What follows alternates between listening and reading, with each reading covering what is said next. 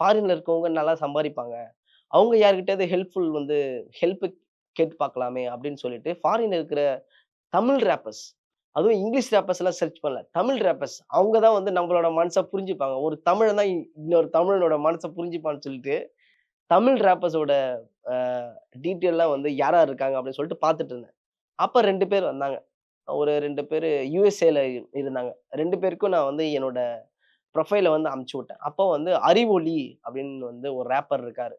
ஆ அண்ணன் தான். இப்ப எனக்கு அண்ணன். பயங்கர குளோஸ் ஆயிட்டோம் நாங்க 2 பேரு. அவருக்கு வந்து என்னோட ப்ரொஃபைல் அனுப்பிச்சிருந்தேன். அண்ணா இந்த மாரி நான் பண்ணியிருக்கேன். இந்த மாரி சாங்ஸ் பண்ணியிருக்கேன். இந்த மாரி விஷயங்கள்லாம் இருக்கு. ஸோ எனக்கு நீங்க ஹெல்ப் பண்ண முடியுமா? அப்படின்ட்டு வந்து கேட்டிருந்தேன். உடனே ஒரு நம்பரு ரிப்ளை பண்ணி, உடனே நம்பர் அனுப்பிச்சிருந்தாரு. அவரோட நம்பர். நான் இங்கேருந்து கால் பண்ணேன். அவரும் பேசினாரு. அவரோட ஃபேஸ் கூட நான் பார்த்ததில்ல. அக்கவுண்ட் நம்பர் குட்றா அப்படின்னாரு. கேட்ட உடனே ஒரு ரூ. 20,000 என்னோட அக்கவுண்ட்ல உடனே போட்டு விட்டாரு. கிரெடிட் ஆச்சு உடனே. என்னடா மனுஷன் நம்மள அ பார்க்கவே இல்ல. நம்ம யாரு? நம்ம ஏது?